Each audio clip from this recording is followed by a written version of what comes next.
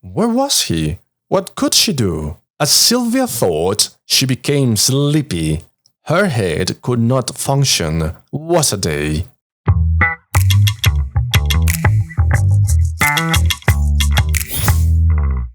Hello everyone and welcome to today's English reading practice. It's Sunday, August the 20th, 2023, and I'm thrilled to have you all here with me for this session. We'll be diving into a new fascinating story by Olly Richards called A Very Unusual Excursion. Today we'll be exploring the second chapter, Chapter 2, The Search. Esta es una nueva manera de lernen, aprender, aprendere, languages en cuanto disfruta, accents, alphabet, culturen, sonidos, regole gramaticali, quickly and easily. Alors, bon travail. et bienvenue à Lingusta. Chapter 2, The Search. Did you see that, Sylvia? George said. Yes, answered Sylvia. What was it? I don't know, but it was very big and very ugly. Yeah, like some kind of critter. George looked at Sylvia and said, Let's go after it. Are you kidding? Answered Sylvia. No way. Come on, we're here to explore. Let's follow it. Oh, George, I don't know about this.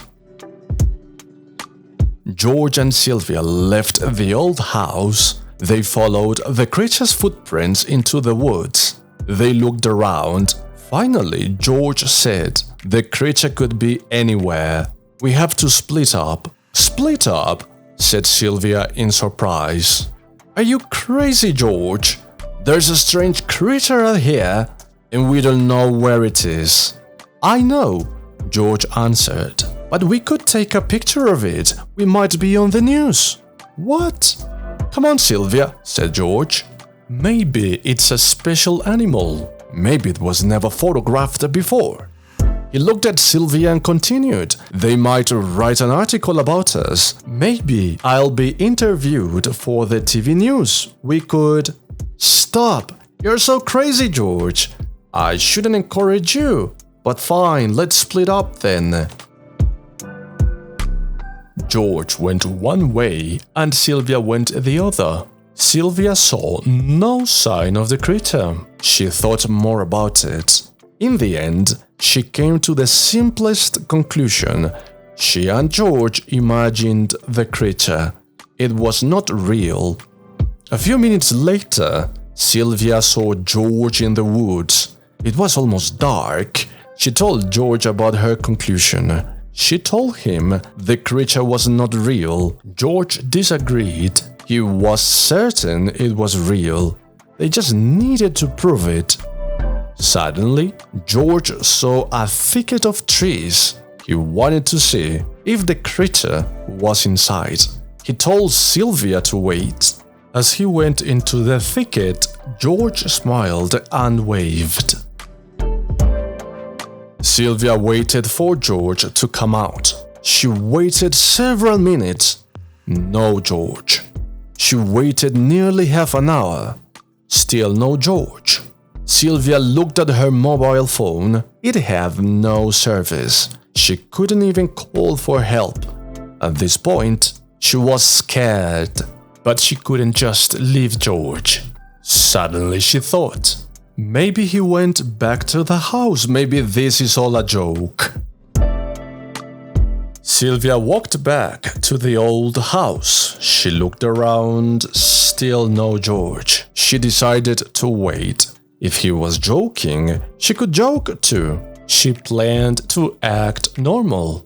She would act like it was no big deal that he was missing. That would be fun. There was an old bed in the main room. She sat down and took out a sandwich. She ate it and thought about George. Where was he? What could she do? As Sylvia thought, she became sleepy. Her head could not function. What a day. I'll just wait for George here and... That was her last thought as she went to sleep. Sylvia woke up early the next day. George still wasn't there. She had hoped the whole experience was a dream, but now she realized it wasn't. She was really worried maybe this wasn't a joke. Sylvia decided to go to the nearest town. She walked back along the same path. At last, she came to a small town. Although it was a Sunday, there were several people around. Sylvia tried her mobile phone again. Still no service. No, she needed a phone now. Sylvia went to a nearby restaurant. There were a lot of people there. Sylvia didn't know what to say. It was a very unusual situation. Finally, she decided not to say anything.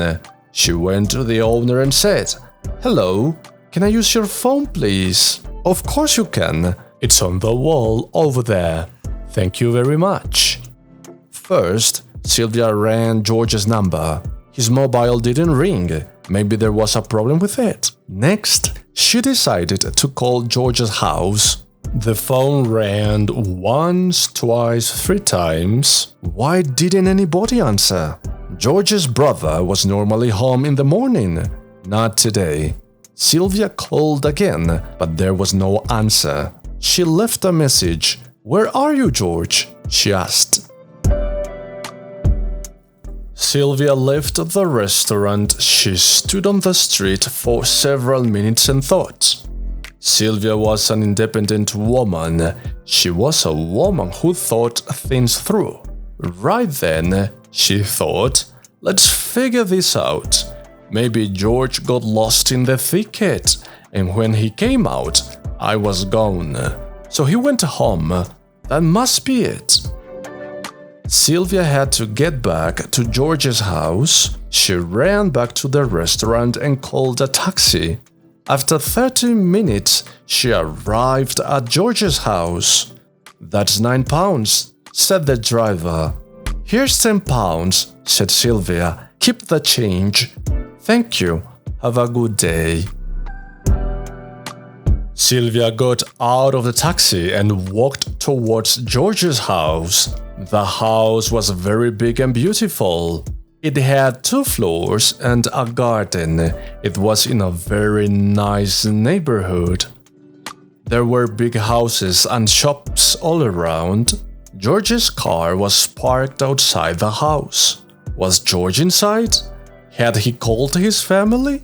Sylvia checked her mobile phone. She had service now, but there were no messages.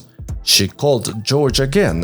She left another message and said she was worried. She asked him to contact her right away. "I don't understand," she thought.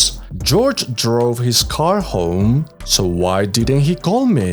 Sylvia rang the doorbell. There was no answer. She rang 3 times, but no one answered. Sylvia was concerned. She went to the house of her 2 friends, Claudia and Veronica. Her friends weren't at home either. She tried calling. Their phones were turned off. Something strange was going on.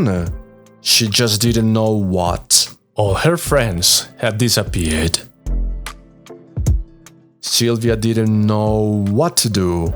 She didn't want to contact the police. She knew George was safe because his car was home. There were no friends around to ask for help. Sylvia decided to do something. She would find George herself.